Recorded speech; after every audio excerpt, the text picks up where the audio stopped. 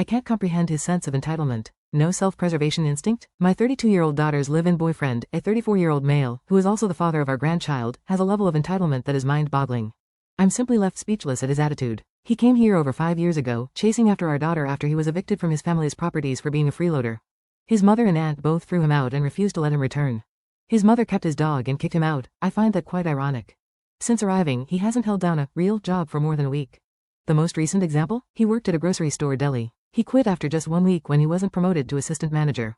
1 week. Over the past 5 years, he's started numerous jobs and quits almost immediately when they offend him somehow, usually a fabricated reason based on a minor slight offense, mostly because they don't treat him like royalty. Another time, a friend of a friend got him a construction job. All he needed were safety boots, and he was guaranteed a job holding a slow stop sign.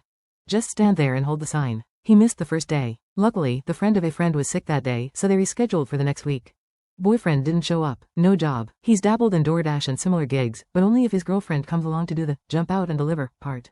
He just wants to drive. This meant he only worked when she wasn't at her job. Of course, now their cars have been repossessed. My daughter lost her $25 per hour full-time job, her fault, another story, and now cleans houses, Airbnbs, apartments for income. She's now the sole provider. He once enrolled in a state program that provided housing, drug, alcohol, employment counseling, medication, and help with societal integration.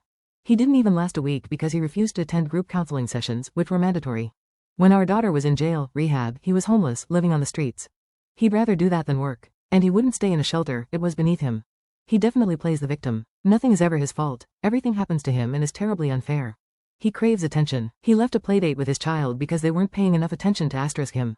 There's a history here that quickly gets into long story short territory. Drug use, domestic disturbance charges, child neglect, restraining orders.